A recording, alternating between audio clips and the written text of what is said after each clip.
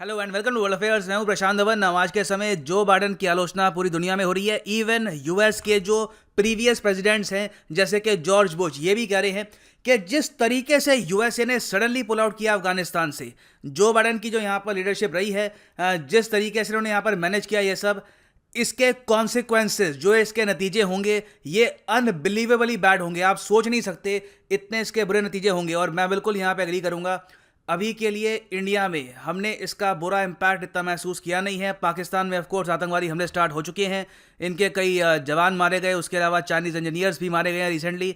आसपास के कंट्रीज़ भी काफ़ी हद तक प्रेशर फेस कर रहे हैं। मगर मैं आपको ये बता दूं कि अफगानिस्तान में जो केओस खड़ा हो गया है, इसका नेगेटिव इम्पैक्ट आपको कश्मीर में भी देखने को मिलेगा इन द नियर फ्यूचर। और ये सब कंट्रीज तो खैर अफगानिस्तान के बिल्कुल करीब है। तालिबान जो बहुत ही जल्द कंप्लीट पावर गेन कर लेगा अफगानिस्तान में, अब तो ये यहाँ पर धमकी दे रहे हैं इवन टर्की को।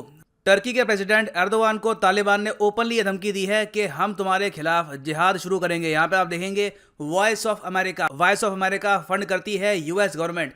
इनका यहाँ पे आर्टिकल है, Taliban threatens Turkish troops with jihad if they stay in Afghanistan. Now यहाँ पे पूरी कहानी क्या है ये सब मैं आपको बताऊंगा, मगर एक क्वेश्चन भी यहाँ पे मैं आपसे पूछूंगा।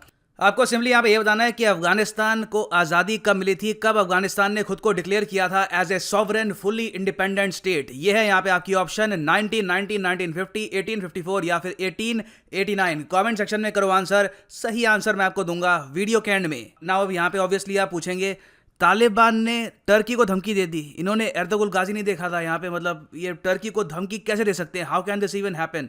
इसका रीज़न एक्चुअली काफ़ी सिंपल है। हुआ यहाँ पे क्या कि यूनाइटेड स्टेट्स ऑफ अमेरिका ने टर्की से एक रिक्वेस्ट करी है। रिक्वेस्ट यहाँ पर यह थी कि आप लोग काबुल का जो एयरपोर्ट है इसको गार्ड करो, ये इंश्योर करो कि काबुल का एयरपोर्ट तालिबान के हाथ में ना लग जाए।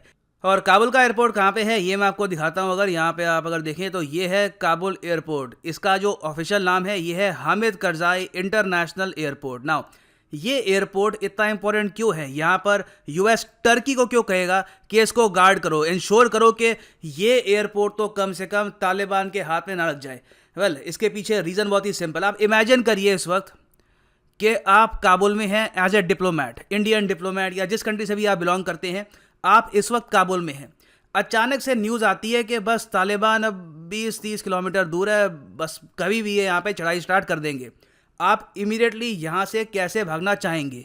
सड़क से भागोगे तो इवेंचुअली कहीं ना कहीं आपको तालिबान के और जो यहाँ पे मिलिटेंट है वो मिल जाएंगे, और अगले ही दिन आपकी वीडियो आ रही होगी ऑन CNN। आप ऑफकोर्स वो नहीं चाहेंगे। रेलवे का भी यहाँ पे कोई साधन नहीं है, आसपास कोई समुद्र भी नहीं है कि बोट से भी आप भाग पाएँ। तो आप यहाँ से कैसे निकलोगे? ऑब्वियस सी बात है, आपका एक ही रास्ता है, हामिद करजाई इंटरनेशनल एयरपोर्ट। आप यहाँ पे एक एयरक्राफ्ट से चाहेंगे कि जल्द से जल्द आपको निकाला जाए। तो देखो, जो ये इंटरनेशनल एयरपोर्ट है ये सिर्फ इंफ्रास्ट्रक्चर नहीं है, ये काबुल की बेसिक लाइफ लाइन है। अगर मान लो रातों रात पूरे काबुल को तो नहीं, बस इस एयरपोर्ट पे तालिबान ने कब्जा कर लिया तो दैट मींस चेकमेट। पूरा अफगानिस्तान आज के समय हो चुका है तालिबान का। और यूएस ये बात अच्छे से जानता है, इसलिए यूएस ने यहाँ पर एंटी मिसाइल सिस्टम्स और उसके अलावा वेरियस और मिलिट्री इक्विपमेंट यहाँ पे इंस्टॉल कर रखा है इसकी डिफेंस के लिए। और तालिबान के लिए भी आसान होगा नहीं इस इंटरनेशनल एयरपोर्ट को आराम से कब्जा पाना। नाउ यूएस ने टर्की को बस ये कहा है, मैन पावर हमारे पास थोड़ी सी कम है, आपके सोल्जर्स काफ़ी हद तक ट्रेंड हैं, सीरिया में उन्होंने काफ़ी एक्सपीरियंस हासिल किया, अफगानिस्तान में भी टू बी ऑनेस्ट आप अगर देखो तो यूएस के बाद मोस्ट एक्सपीरियंस जो सोल्जर्स हैं वो तो हैं या तो यूके के या फिर टर्की के। तो यूएस ने बहुत ही सोच समझ के ये कहा कि इस एयरपोर्ट के डिफेंस में हमें आपकी हेल्प चाहिए, this airport is very important for all of us. और ऑफकोर्स टर्की यहाँ पर मान गया। टर्की ने कहा कि ठीक है, हम यहाँ पे इस एयरपोर्ट को गार्ड करेंगे। एक्चुअली ऑफिशियली इन्होंने बोला तो नहीं है ये बात, ऑफिशियली ये कही है कि हम आज के समय बातचीत कर रहे हैं यूएस के साथ और बिल्कुल बहुत ही जल्द टर्किश जो यहाँ पर आर्मी है यहाँ पे डिप्लॉयड होगी और हम गार्ड करेंगे इस जगह को। मगर जो ये हिंट दिया है टर्की ने कि बिल्कुल यहाँ पे यूएस की हेल्प करेंगे, यही काफ़ी था तालिबान को गुस्सा दिलाने के लिए। क्योंकि तालिबान अब आज के समय ये मान रहा है कि हो सकता है कि टर्की की हेल्प से यूएस अपना जो स्टे है अफगानिस्तान में ये थोड़ा सा प्रोलॉन्ग करे, और इसलिए तालिबान ने टर्की को भी जिहाद की धमकी यहाँ पर दे डाली। इन्होंने यहाँ पर यह कहा है कि अगर आपने अपने सोल्जर्स लंबे समय तक यहाँ पे डिप्लॉय करके रखे तो हम उसको मानेंगे फॉरेन ऑक्यूपायर्स, हम मानेंगे कि हमारे देश में बाहर के लोग यहाँ पे आ रखे हैं, चाहे किसी भी कंट्री को बिलोंग करते हो, वी विल अटैक यू।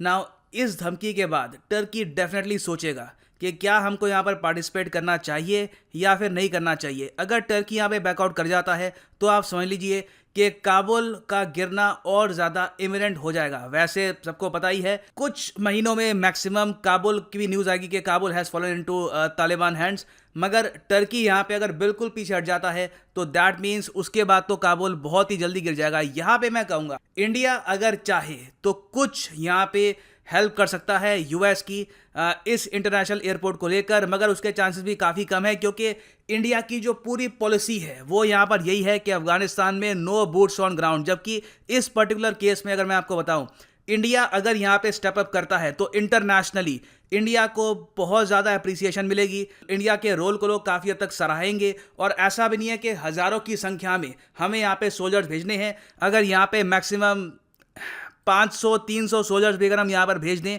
तो that will be enough to safeguard this particular airport. और ऑफ कोर्स ये हमारे इंटरेस्ट में भी है।